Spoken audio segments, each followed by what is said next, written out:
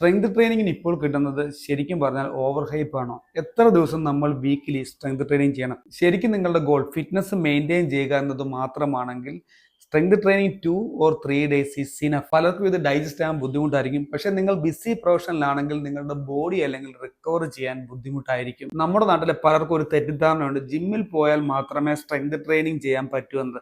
പക്ഷേ 2 പേർ ഡംബൽ നിങ്ങളുടെ വീട്ടിലുണ്ടെങ്കിലും നിങ്ങൾക്ക് സ്ട്രെങ്ത് ട്രെയിനിങ് ചെയ്യാൻ പറ്റും. ഇനി നിങ്ങളുടെ വീട്ടിൽ 2 പേർ ഡംബൽസ് ഇല്ലെന്നിരിക്കട്ടെ, എന്നാലും പേടിക്കേണ്ട, നിങ്ങൾക്ക് വീട്ടിലിരുന്ന് തന്നെ സ്ട്രെങ്ത് ട്രെയിനിങ് ചെയ്യാം. ഉദാഹരണത്തിന് എനിക്ക് 30 kg ഡംബൽ പ്രസ് ആയിരിക്കും സ്ട്രെങ്ത് ട്രെയിനിങ് ആയിട്ട് ഫീൽ ചെയ്യുന്നതെങ്കിൽ ഒരു ബിഗിനറിനെ സംബന്ധിച്ചിടത്തോളം പുഷപ്പ് ചെയ്യുന്നതും അയാൾക്ക് സ്ട്രെങ്ത് ട്രെയിനിങ്ങിൽ പെടുത്താം. ഇനി ഒരു ലേഡിയെ സംബന്ധിച്ച് പുഷപ്പ് എന്നത് ഹെവി ട്രെയിനിങ്ങും നീ പുഷപ്പ് എന്നത് നോർമൽ സ്ട്രെങ്ത് ട്രെയിനിങ്ങിനും പെടുത്താം. ഒട്ടും വയ്യാത്ത ഒരാളാണെങ്കിൽ നീ പുഷപ്പ് എന്നത് അദ്ദേഹത്തിന് വലിയൊരു വർക്കൗട്ട് ആയിരിക്കും.